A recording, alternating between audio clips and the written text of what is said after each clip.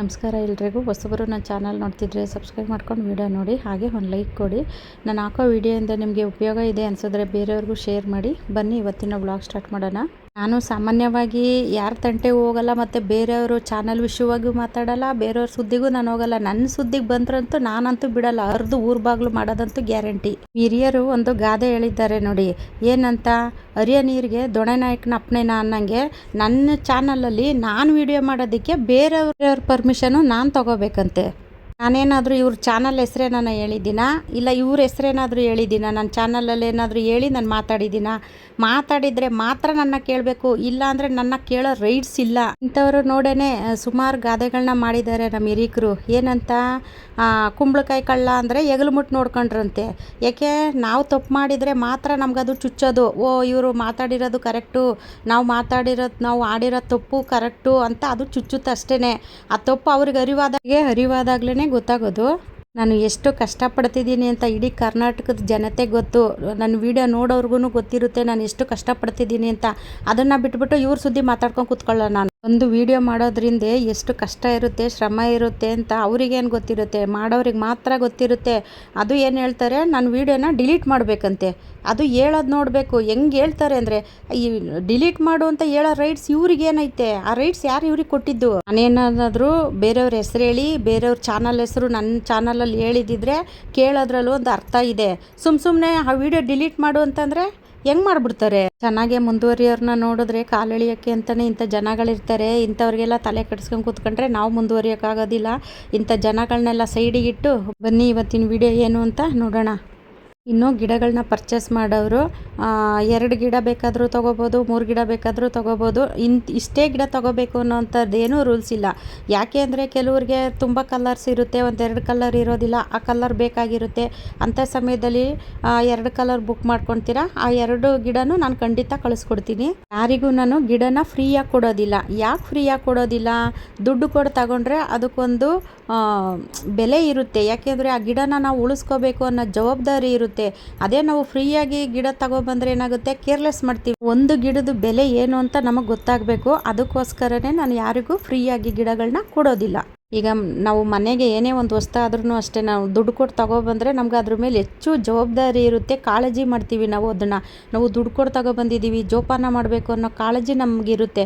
ಅದೇ ಫ್ರೀಯಾಗಿ ಸಿಕ್ಬಿಡ್ತು ಅಂದರೆ, ಏನೇ ಆದರೂ ಅಷ್ಟೇ, ನಮಗೆ ಫ್ರೀಯಾಗಿ ಸಿಕ್ಬಿಡ್ತು ಅಂದರೆ ಅದ್ರ ಮೇಲೆ ನಮಗೆ ಜವಾಬ್ದಾರಿ ಇರೋದಿಲ್ಲ, ತುಂಬ ಕೇರ್ಲೆಸ್ ಮಾಡ್ತೀವಿ. ಅದಕ್ಕೋಸ್ಕರ ನಾನು ಈ ವಿಷಯ ಹೇಳಿದ್ದೀನಿ ಅಷ್ಟೇ. ಇವತ್ತು ಬೆಳಗ್ಗೆನೇ 6 ಗಂಟೆಗೆ ಗಾರ್ಡನಿಗೆ ಬಂದಿದ್ದೀನಿ. ಯಾಕೆಂದರೆ 2 ದಿವಸದಿಂದ ಕಸ ಗುಡಿಸಿರಲಿಲ್ಲ, ತುಂಬ ಕೆಲಸ ಇದ್ದಿದ್ದ ಕಾರಣ ಕಸ ಗುಡಿಸಿಲ್ಲ. ಹಂಗಾಗಿ ನಾನು 6 ಗಂಟೆಗೆ ಬಂದಿದ್ದೀನಿ. ಅದರಲ್ಲೂ ಎಷ್ಟು 4:15ಗೆ ಎದ್ದು ಬಾಗಿಲೆಲ್ಲ ತೊಳೆದು ಮತ್ತು ಸ್ಟವ್ ಎಲ್ಲ ಒರೆಸಿ ಮನೆ ಕಸ ಎಲ್ಲ ಗುಡಿಸಿ ಆಮೇಲೆ ನಾನು 6 ಗಂಟೆಗೆ ಗಾರ್ಡನಿಗೆ ಬಂದಿದ್ದೀನಿ. ಗಾರ್ಡನಿಗೆ ಬಂದು ನೋಡಿ, ಸ್ವಲ್ಪ ಕಸ ಎಲ್ಲ ಗುಡಿಸೋದಿತ್ತು. ಆ ಕಸ ಎಲ್ಲ ಗುಡಿಸಿ ಕ್ಲೀನ್ ಮಾಡಿ, ಮತ್ತು ಇನ್ನು ದಾಸವಾಳ ಗಿಡದಲ್ಲಂತೂ ಎಲೆಗಳೆಲ್ಲ ಹಣ್ಣಾಗಿತ್ತು, ಅದೆಲ್ಲ ಗುಡಿಸಿ 7 ಗಂಟೆ ಅಷ್ಟರೊಳಗೆ ನನ್ನ ಗಾರ್ಡನ್ ಕೆಲಸ ಎಲ್ಲ ಮುಗಿದೋಯ್ತು.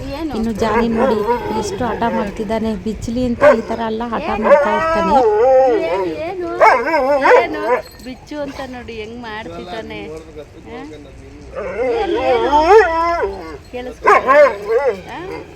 ಬಾಯಿ ಒಂದಿಲ್ಲ, ಅವನಿಗೆ ಮಾತೊಂದು ಬರಲ್ಲ. ಬಂದಿದ್ರೆ ಏನೇನು ಕಂಪ್ಲೇಂಟ್ ಮಾಡೋದು ಗೊತ್ತಿಲ್ಲ.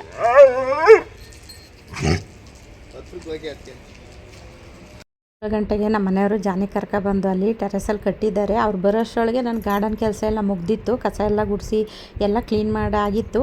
ಆಮೇಲೆ ಹೋಗಿ ಅವರು ಅಲ್ಲಿ ನಾನು ಕಷ್ಟಪಟ್ಟ ನೋಡ್ನಾರ್ದೆ ಹೋಗಿ ಪಾಪ ಟೀ ಮಾಡ್ಕೊಂಡು ತಗೊಬಂದಿದ್ದಾರೆ. ಅದರಲ್ಲೂ ಮಸಾಲೆ ಟೀ ಬೇರೆ ಮಾಡ್ಕೊಂಡು ತತ್ತೀನಿ ಅಂತ ಹೋಗಿದ್ದಾರೆ. ಆ ಟೀ ಹೆಂಗಿರುತ್ತೋ ಏನೋ, ಬನ್ನಿ ನೋಡೋಣ ಕುಡಿದು ಟೇಸ್ಟ್ ಹೆಂಗಿರುತ್ತೆ ಅಂತ. ಇನ್ನು ಅವರು ಟೀ ಮಾಡ್ಕೊಬರ್ತೀನಿ ಅಂತ ಹೋದರು. ಅಷ್ಟರೊಳಗೆ ನಾನು ಸ್ವಲ್ಪ ಅಲ್ಲಿ ಟೈಲ್ಸ್ ಪೀಸೆಲ್ಲ ಸಿಕ್ಕಿತ್ತು. ಆ ಟೈಲ್ಸ್ ಪೀಸೆಲ್ಲ ತಗೊಬಂದು ನೋಡಿ ಈ ಥರ ಜೋಡಿಸ್ಬಿಟ್ಟು ಸೇವಂತಿಗೆ ಗಿಡಗಳನ್ನೆಲ್ಲ ಈ ಥರ ಜೋಡಿಸಿದ್ದೀನಿ. ನಾನು ಆ ಜೋಡಿಸೋಷ್ಟರೊಳಗೆ ಟೀ ಮಾಡ್ಕೊಂಡು ತಗೊಬಂದಿದ್ದಾರೆ ನೋಡಿ. ಇವತ್ತು ನೋಡಿ ನೋಡಿ ಹೊಡಿತಾ ಇದೆಯಾ, ಅದು ಆಫ್ ಮಾಡ್ಬಿಟ್ಟಿದ್ದೀಯ ನೀನು ಹಿಂದ್ಗಡೆ. ನಾನು ರಾತ್ರಿ ಆಫ್ ಮಾಡ್ತೀನಿ. ಬರೆಗಿದೆಯಲ್ಲ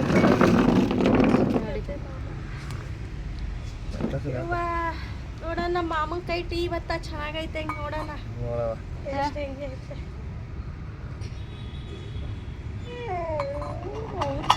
ಅವ್ನಿಗೆ ಹಾಲು ಹಾಕಿಲ್ಲ.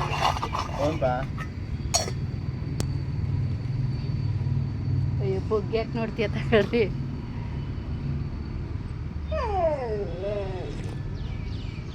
ಸಕ್ಕರೆ ಊದ್ಬಿಡ್ತೀಯ ಕಣಪ್ಪ. ಸಕ್ಕರೆ ಹಾಕಿದ್ದೀನಿ ಮನೆಯವ್ರು ಟೀ ಮಾಡಿದ್ರಂತೂ ಸಿಕ್ಕಾಬಟ್ಟೆ ಸಕ್ಕರೆ. ಕರೆಕ್ಟ್ ಹಾಕಿ. ನಮಗೆ ಸಕ್ಕರೆ ಅಂದ್ರೆ ಆಗಲ್ಲ ನೋಡಿ, ಎಷ್ಟೊಂದು ಸಕ್ಕರೆ ಹಾಕಿದ್ದಾರೆ.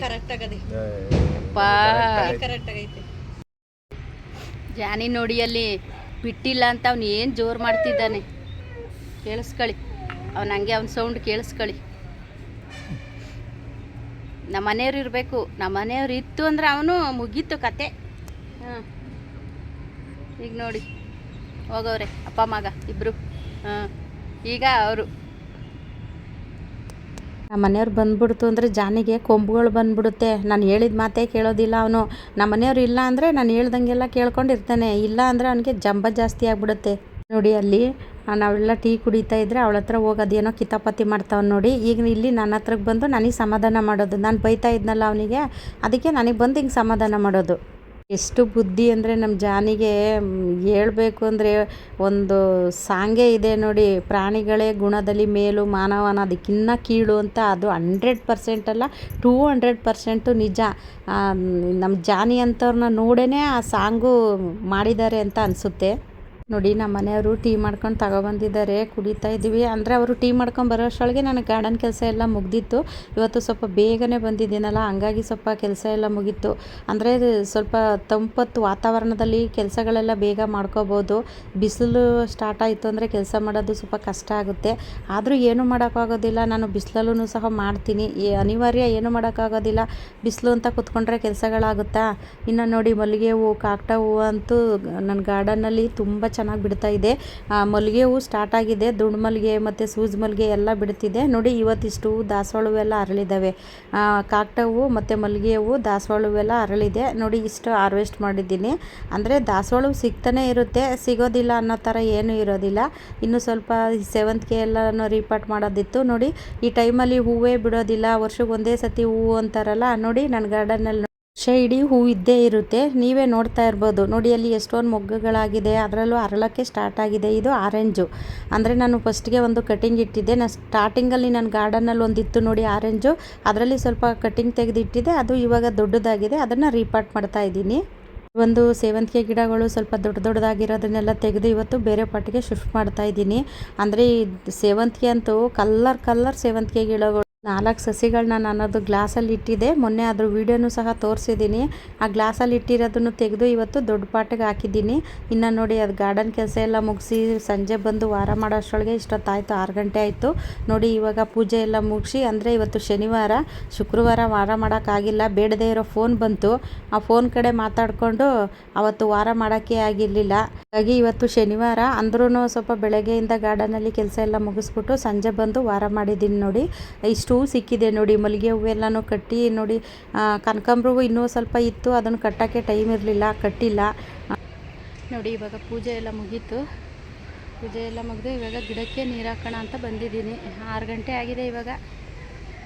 ಬೇಗ ನೀರು ಹಾಕ್ಬೇಕು ಇವಾಗ ಅಷ್ಟೇ ನೋಡಿ. ಕನಕಾಂಬರ ಹೂವು ಅಂತೂ ಬಿಡಿಸೇ ಇಲ್ಲ, ಟೈಮೇ ಇಲ್ಲ ನನಗೆ ಕನಕಾಂಬರ ಹೂವು ಬಿಡೋಕ್ಕೆ ನೋಡಿ. ಎಷ್ಟೊಂದು ಅರಳಿ ನಿಂತಿದ್ದಾವೆ ಕನಕಾಂಬರ ಹೂವು ಅಂತೂ ನೋಡಿ. ಹೋಗೋಣ ವಾಕಿಂಗಿಗೆ, ಬಾ ಹಾಕಿಸ್ಕೊ, ಇದು ಹಾಕಿಸ್ಕೊ, ಹೋಗೋಣ. ಇದು ಹಾಕಿಸ್ಕೊಂಡ್ರೆ ಹೋಗೋದು, ಬಾಯಿ ಮತ್ತೆ ಇದು ಹಾಕಿಸ್ಕೊ, ಹೋಗೋಣ ವಾಕೆ. ಅಗ್ಗ ಇಲ್ಲ, ಅಗ್ಗ ನಿಂದ ಅಗ್ಗ ಇಲ್ಲ, ಹಾಕಿಸ್ಕೊ. ನಾನು ಬರಲ್ಲ ಹಂಗಾರೆ, ತಗೊಂಬತ್ತೆ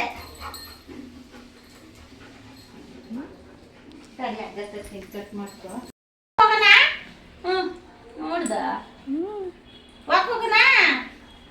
ಇದು ಮಾಸ್ಕ್ ಹಾಕಿಸ್ಕೊ, ಮತ್ತೆ ಇದು ಬೇಡವಾ, ಇದು ಹಾಕಿಸ್ಕೊಂಡ್ರೆ ಹೋಗೋದು. ಇಡಿ ಬಾ, ಇಲ್ಲಿ ಬಾ, ಹೋಗೋಣ. ಹೋಗೋಣ. ತಡಿ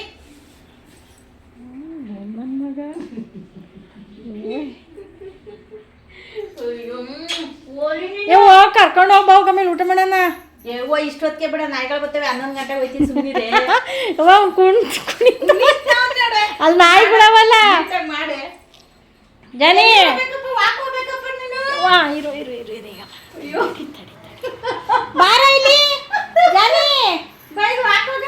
ಇಲ್ಲಿ ಹೋಗೋಣ ವಾಕಿಗೆ ಹೋಗೋಣ. ವಾಕ್ ಹೋಗೋಣ ತಡಿ ಆಮೇಲೆ ಹೋಗೋಣ ಈಗ ಬೇಡ ಆಮೇಲೆ ಹೋಗೋಣ ಆಮೇಲೆ ಊಟ ಆಗ್ಲಿ ಊಟ ಎಲ್ಲ ಆದ್ಮೇಲೆ ಊಟ ಊಟ ಆದ್ಮೇಲೆ ಹೋಗೋಣ.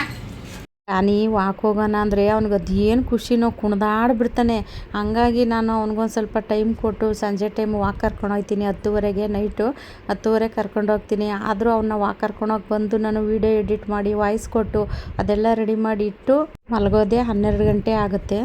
ಇಷ್ಟೆಲ್ಲ ಕಷ್ಟಪಟ್ಟು ಒಂದು ವೀಡಿಯೋ ಎಡಿಟ್ ಮಾಡಿ ಅದು ವಾಯ್ಸ್ ಕೊಟ್ಟು ಒಂದು ವೀಡಿಯೋ ರೆಡಿ ಮಾಡೋ ಅಷ್ಟರೊಳಗೆ ಎಷ್ಟು ಶ್ರಮ ಇದೆ. ಆ ವಿಡಿಯೋ ನಾನು ಡಿಲೀಟ್ ಮಾಡಬೇಕಂತೆ. ವಿಡಿಯೋ ಇಷ್ಟ ಆದರೆ ಬೇರೆಯವ್ರಿಗೂ ಶೇರ್ ಮಾಡಿ, ಹಾಗೆ ಒಂದು ಲೈಕ್ ಮಾಡಿ. ಮುಂದಿನ ವಿಡಿಯೋದಲ್ಲಿ ಸಿಗ್ತೀನಿ. ಎಲ್ರಿಗೂ ಧನ್ಯವಾದಗಳು.